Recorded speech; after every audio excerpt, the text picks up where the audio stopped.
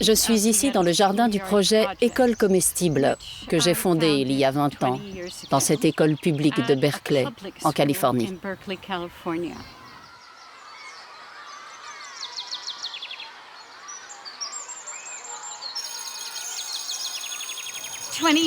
À l'époque, cet endroit était un parking.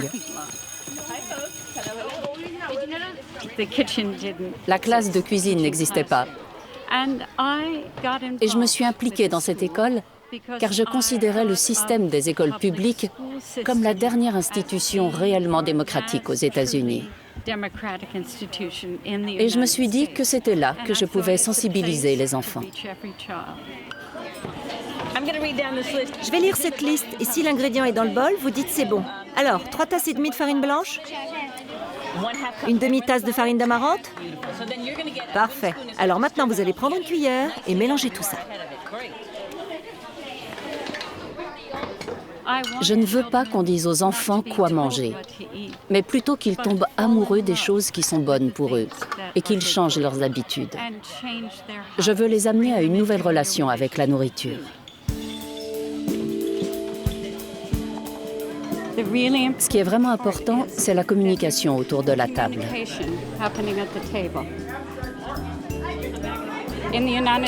Aux États-Unis, près de 85% des enfants ne mangent jamais à table avec leur famille. Ils mangent à l'extérieur. C'est la culture du fast-food. Et c'est très important que l'école les ramène à table et qu'ils voient que nous prenons soin d'eux. Ils ont gonflé. Ils sont superbes.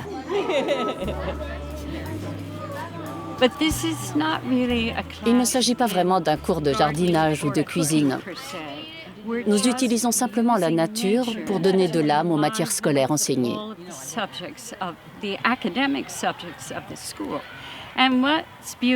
Et ce qu'il y a de beau là-dedans, c'est qu'ils apprennent leur programme scolaire à travers leurs 5 sens. Ils touchent, goûtent, sentent, voient, écoutent. Et de cette manière, ils s'en souviennent. Ils s'en souviennent très très bien.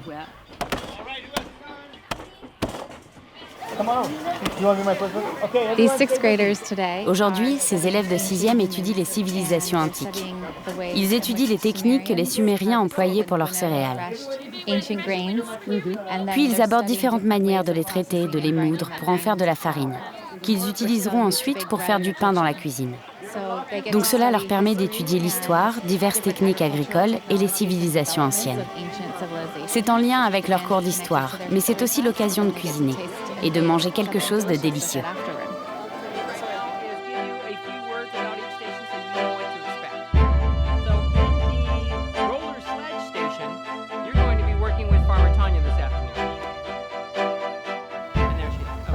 Le projet École comestible a vraiment donné au restaurant une finalité bien plus importante.